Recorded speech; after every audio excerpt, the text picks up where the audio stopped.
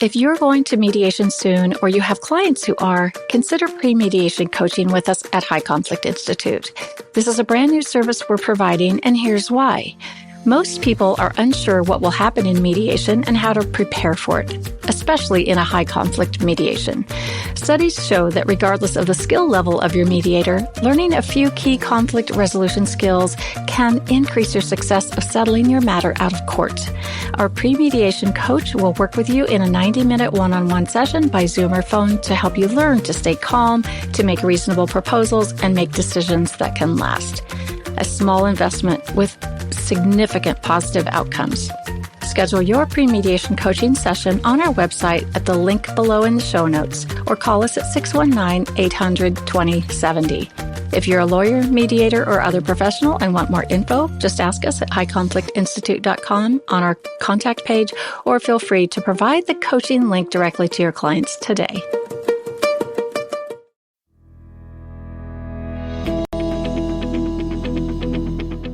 Welcome to It's All Your Fault on True Story FM, the one and only podcast dedicated to helping you identify and deal with the most challenging human interactions, those that are with someone who may have a high conflict personality. I'm Megan Hunter, and I'm here with my co-host, Bill Eddy. Hi, everybody.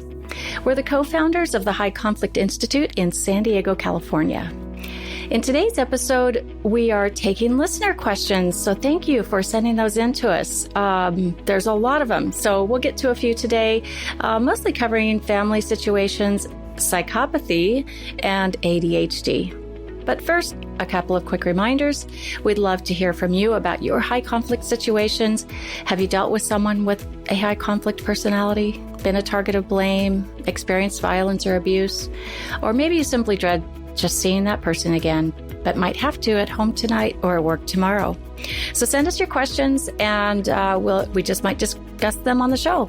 You can submit them by clicking the Submit a Question button at our website, highconflictinstitute.com/podcast, emailing us at podcast@highconflictinstitute.com, or dropping us a note on our socials. Please know that we are not diagnosing anyone in our discussions in any episode. We're just discussing patterns of behavior and how to improve interactions and manage relationships with someone who may have a high conflict personality. You'll find all the show notes and links at highconflictinstitute.com/podcast as well. Please give us a rate or review and tell your friends, colleagues, or families about us, especially if they're dealing with a high conflict situation. We're very grateful. And now, on with the show.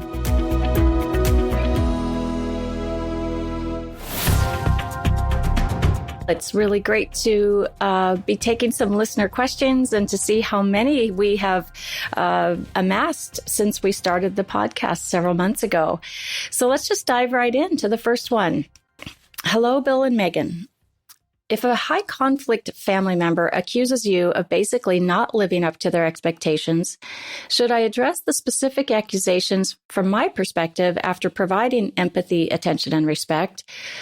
I'm new to the podcast and so far haven't heard about conflicts being discussed or resolved outright. Is the technique more of a deflection? Should I ignore hurtful comments? Oh, I like that last one a lot. All right, Bill, what do you think? Well, this is an excellent question. It's really quite broad. And I think we have in an earlier episode something about our CARS method, which is 4 steps really for dealing with conflicts. And ear statements that show empathy, attention, and respect are really one of several techniques that you can use. So ear statements are often a place to start. And as you said, it's good to after you give empathy, attention, and respect, then you may choose to deal with issues. Now, one of the things with family members who may have high conflict personalities is we have a saying that's often helpful, and that is the issue's often not the issue. The personality is the issue. So you need to really decide, is there a real issue here, or is it just the way the person approaches all conflicts? So they may just be blaming because that's how they approach all conflicts. And that's one of the key characteristics of high conflict people with high conflict personalities. So first is deciding, is there an issue really that needs to be addressed here? Second thing is the past is often kind of a quicksand when you get to dealing with high conflict people. You can just get stuck. You get deeper and deeper the more you try to resolve the past. So in terms of resolving a past issue about past behavior, it's often just not going to be possible if this is their personality. Now, a reasonable person might say, well, gee, I wonder what my part was in that. High conflict people don't look at their part in things. They don't connect the dots back to what they did. So you've got to decide, is this a real current issue that needs to be addressed, or is this an old issue and it may be better, just as you said here, deflecting from that subject and focus on something else. Now, we talk about analyzing options and choices. That's the A in the CARS method. So connect with empathy, attention, and respect, then analyze options or choices. And that's where you may choose to go if you have an issue that does need to be addressed about the future. You know, how something's going to be handled. Are you having somebody joining you for dinner if this is a family issue? Things like that. And that's where it helps to look at choices and kind of bounce it back to a high conflict person, say, well, here's the choices as I see it. And then maybe they'll choose choice A or choice B. And it may not make you happy, but it may kind of resolve things at this point or for now. Another thing is acceptance. High conflict people don't accept the past and things that have happened. They keep fighting about the past, trying to relitigate the past and even change memories of the past. But that's really not going to help. In many ways, as human beings, we have a system of grieving and healing that we go through for loss. So there may be something in the past that you regret, wish it could have happened otherwise. But again, it's in the past. So you don't want to focus on the past, especially with a high conflict person. Focus more on the future. You may have to set limits with them and say, if you do X, Y, Z, then I'm going to have to do ABC. You know, I can't be part of that. You can say what you can be part of, what you can't be part of. High conflict people may treat you badly in the family and yet expect you to do favors for them.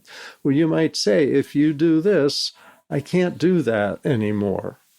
So those kinds of things. So those are the general principles.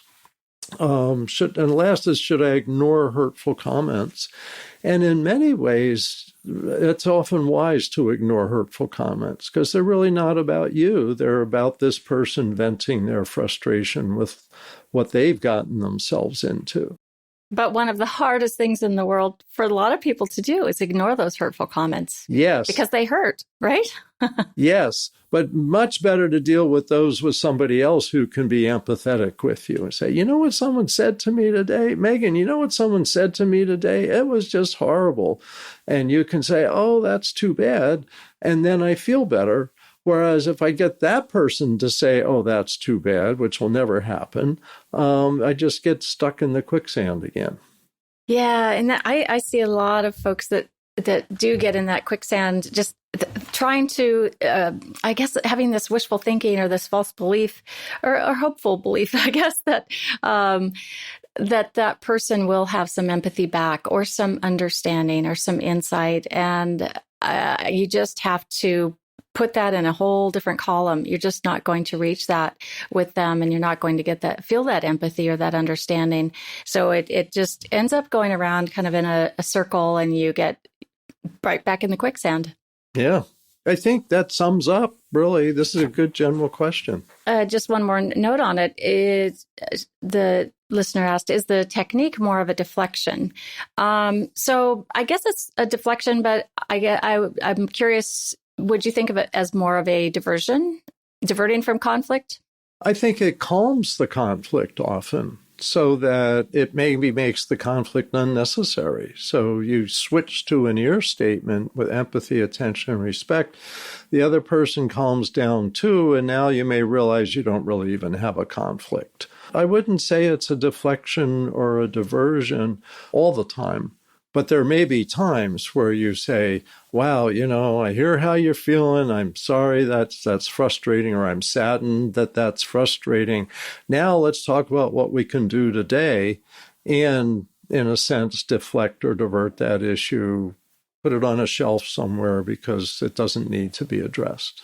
Okay. Well, good. I hope that was helpful to the listener. I'm sure it was. And now we'll move on to an issue about a friendship. So here it is.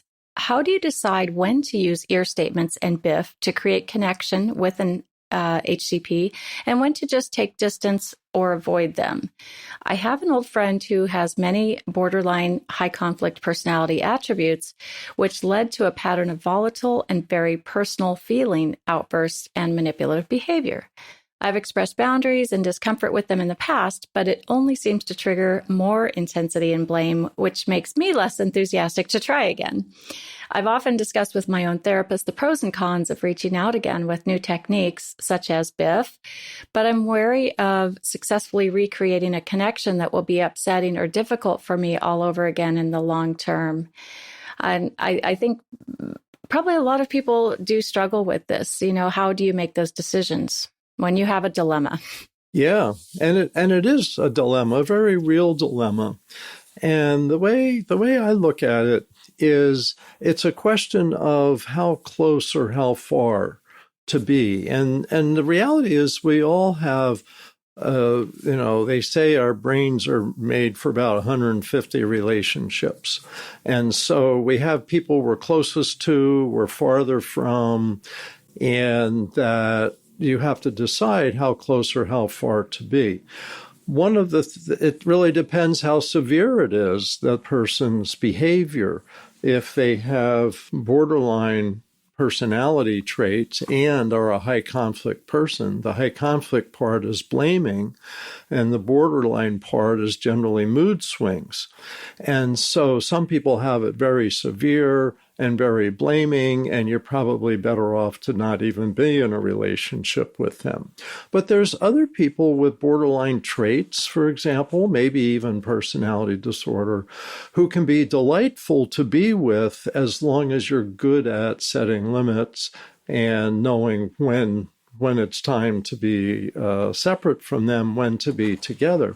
So it may come down to thinking about, is there a reason that I do want to be in a relationship with this person? Maybe this is somebody you like going to movies with, but if you're around them for 4 hours or longer, something's going to blow up and you'll get blamed for something.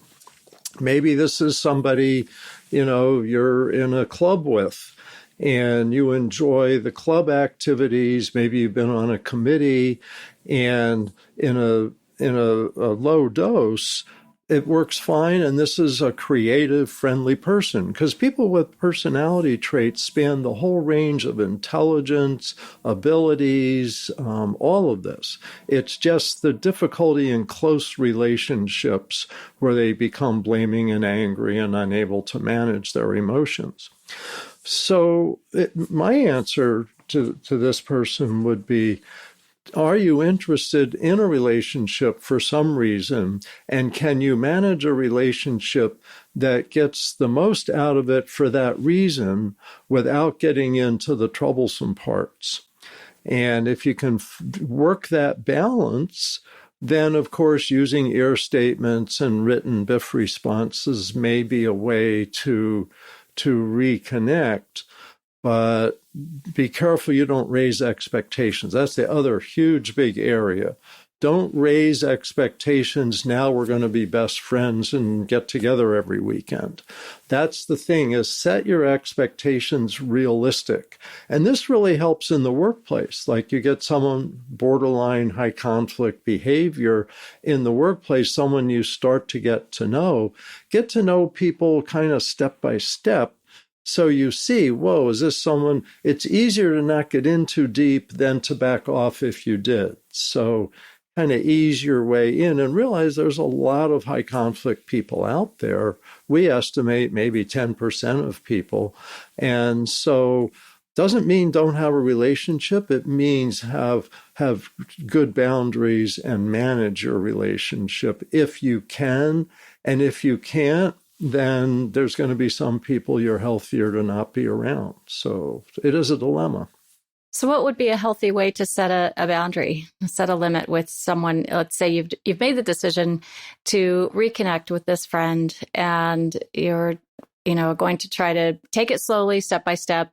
How do you set a boundary about your time or what you'll tolerate? One thing is, don't talk about your relationship with the person. And that's something they recommend with alcoholics and addicts in recovery, is they talk about their relationship with everybody, and it's too intimate. It draws people in too close, and then things blow up. So instead, talk about things, talk about outside things, talk about interests. The description said, I've expressed boundaries and discomfort with them in the past, but only seems to trigger more intensity and blame. And that's exactly what happens if you talk about relationships with a high conflict person. They get defensive. So don't trigger defensiveness. So you might say, I've been out of touch for a while. It'd be nice to get together for dinner. Or it'd be nice to go to a movie. And then just do that activity and don't raise expectations of going beyond that. Being BFFs. Yeah. And remember, high conflict people and people with personality disorders, that comes out in close relationships. So maybe don't be as close. And then you may be able to have a stable friendship. Yeah, you can be a supportive friend without being too close. Yeah.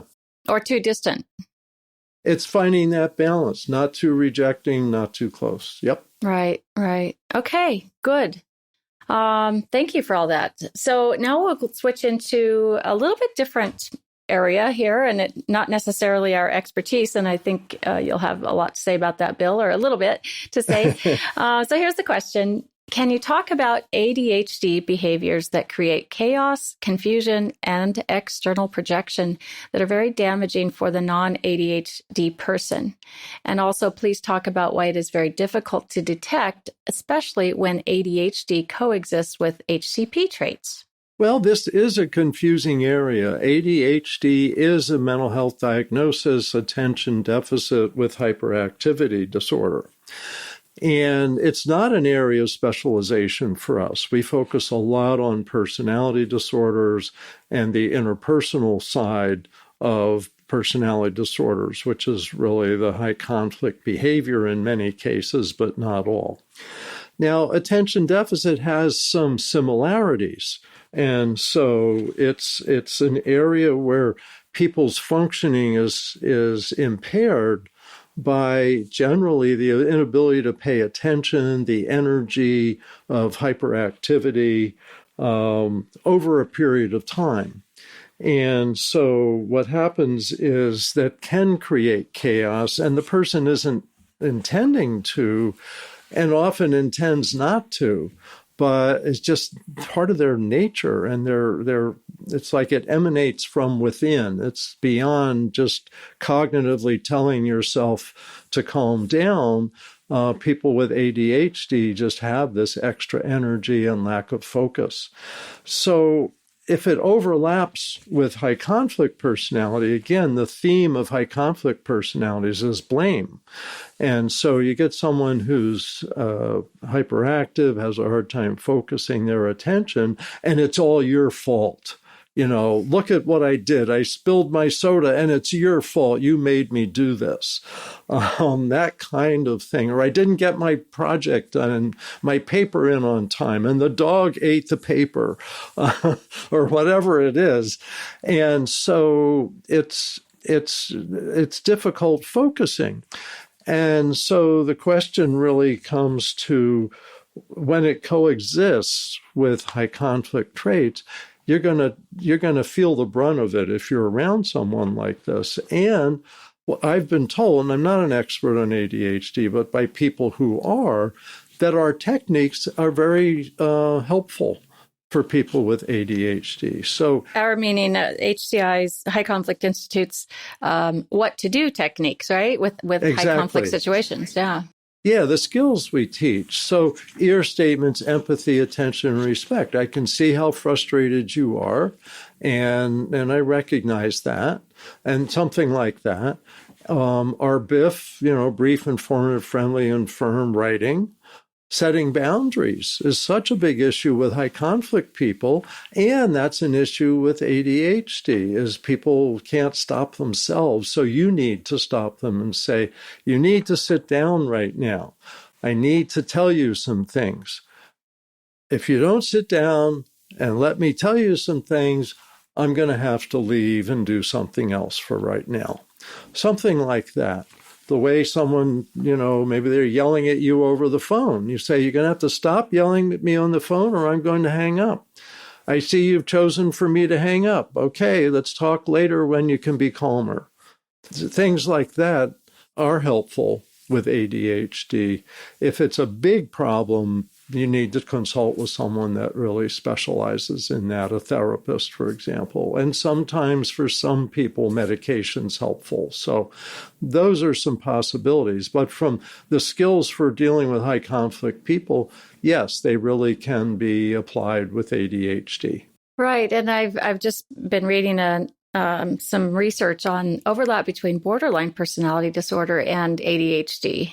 And because the overlap between them, includes things like impulsivity, emotional dysregulation, and interpersonal impairment, it can really make the diagnosis very difficult. So it's less important to, like you said, to really focus on maybe the labeling of it or figuring out what it is, and instead focus on the what to do and using the skills, because those skills really work across the board with any upset people and people who are needing those around them to help them by setting some limits. One thing to add here is all the skills we teach, ear statements, BIFF responses, setting limits, making proposal. We just got, dozens at this point of skills, don't hurt anybody. And so you don't have to figure out, does this person have a diagnosis of something? Therefore, I'm going to write a BIFF response. You write a BIFF response to healthy, ordinary people, to anybody. So think of these as healthy, practical people skills. Yeah. Oh, I know you love the people skills terminology, and I do too, because this is what it's about. It's about people skills. Yeah. And there was another listener submitted a question about ADHD, and I think we've answered most of it, but they're also asking, is the person who's responding to someone with HCP or with a high conflict personality, if they have ADHD, could it get kind of messy? Again, I think we probably just would say, let's focus on the skills, right? Exactly. In other words, but keep in mind, if things get messy, is you always have choices yourself and how close to be or how far to be. And in some ways, this is similar to the question from before. Is you don't have to accept bad behavior towards you.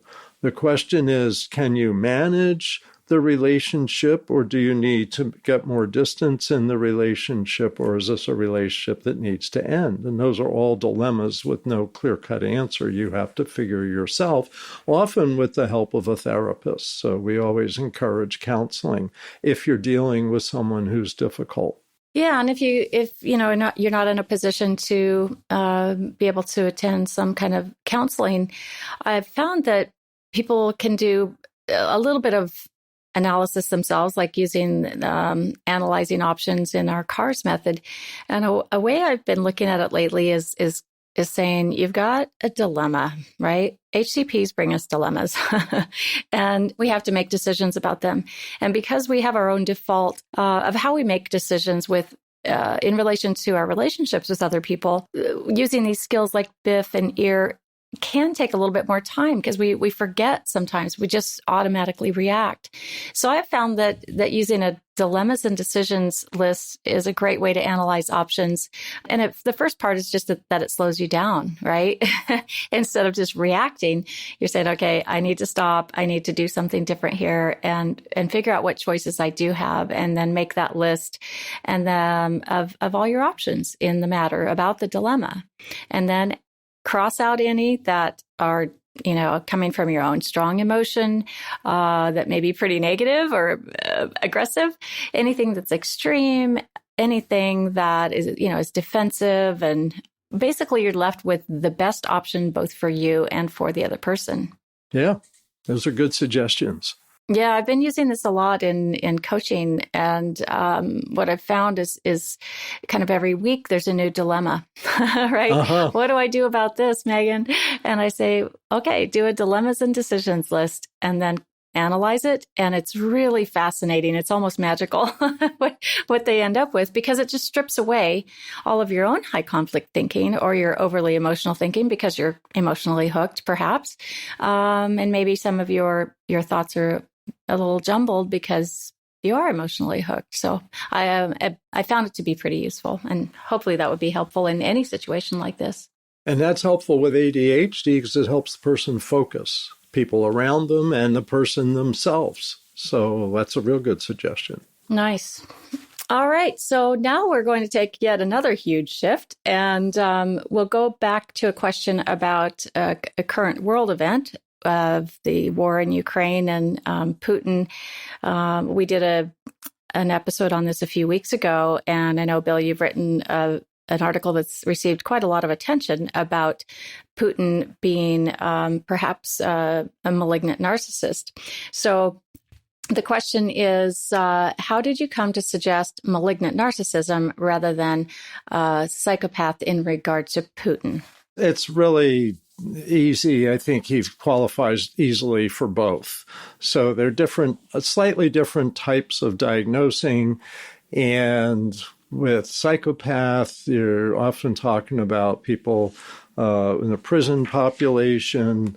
You're talking about people who not only lack empathy and remorse, but may enjoy hurting other people. There's the mental health professionals, the psychologists and all have a psychopathy checklist of 22 questions that they ask. And there's a lot of studies done with prisoners, and many of them fit this. I'm not going to go through this because we're not teaching people to diagnose other people in this show, but more to be aware of the types of problems. So the background, so you've got, he really doesn't have empathy, doesn't have remorse, is happy to lie and deceive. We've seen that so well. There's the conning aspect.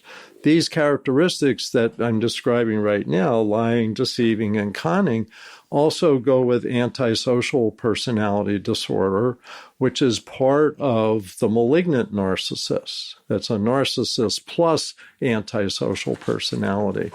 But not getting too deep into diagnoses, and you can read that article as Megan mentioned, is to realize there really are people out there like this.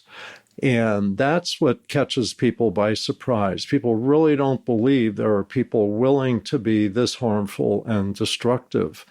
And to be frank, I think political leaders have been caught by surprise of how willing Putin has been to be a butcher, really, and to wipe out communities.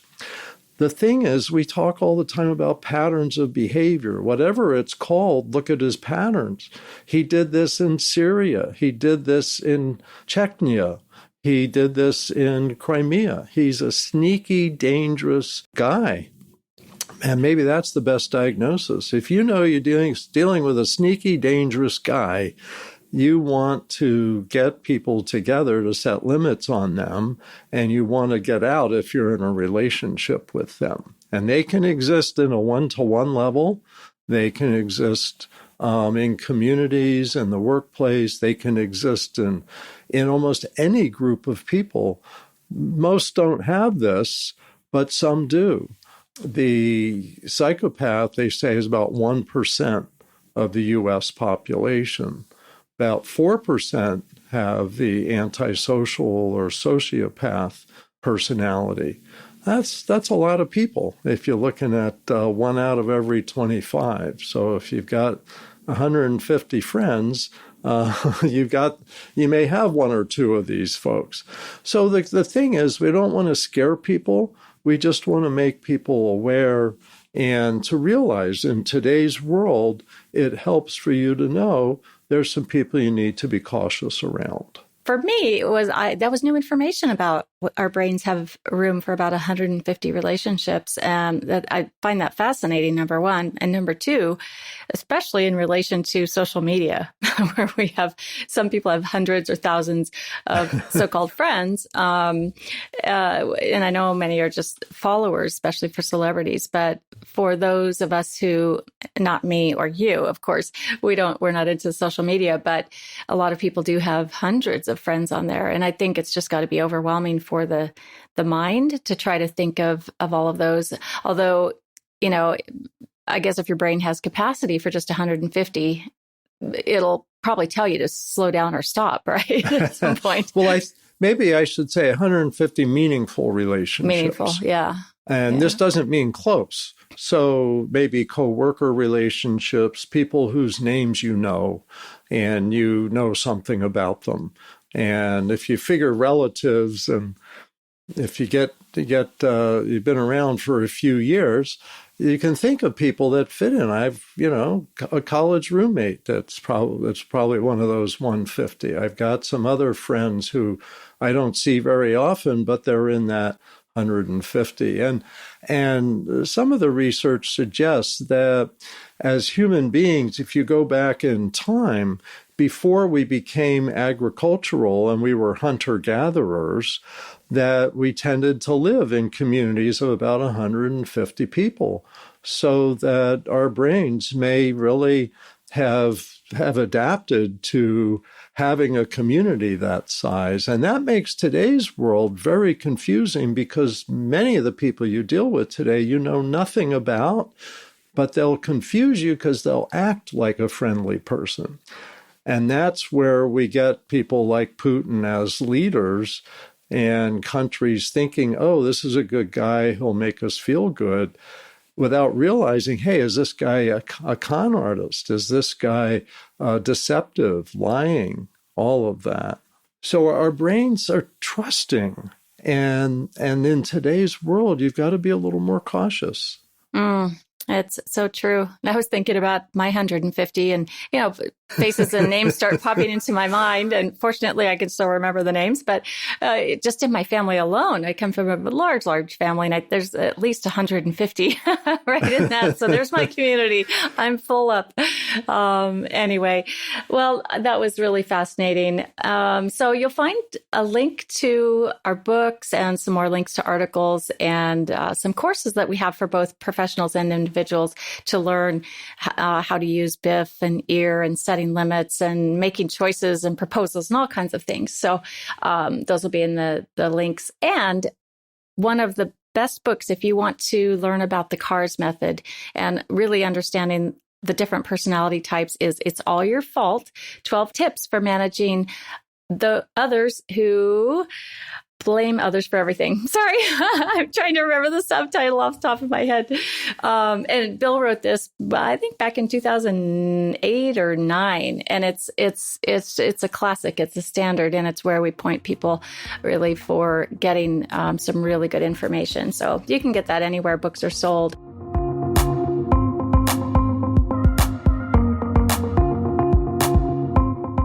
Next week, You'll want to listen in as we have a special guest. Her name is Catherine Mattice. She's the founder and CEO of Civility Partners, which is an HR consulting firm focused specifically on helping organizations create respectful and positive workplace cultures. We've been doing a lot more work in this and getting a lot of requests from organizations about bullying and just workplace culture and high conflict situations. So she'll be talking with us about civility, bullying, and all those workplace conflict issues. So you won't want to miss it. Send your questions to podcast@highconflictinstitute.com or submit them to highconflictinstitute.com/podcast. And until next week, have a great week. Keep learning about high conflict patterns of behavior so you can avoid it in your life, manage it in your life, and influence those around you who may have a high conflict personality. And in that way, you will find the missing piece, PEACE. It's All Your Fault is a production of True Story FM. Engineering by Andy Nelson. Music by Wolf Samuels, John Coggins, and Ziv Moran. Find the show notes, and transcripts at truestory.fm or highconflictinstitute.com/podcast. If your podcast app allows ratings and reviews, please consider doing that for our show.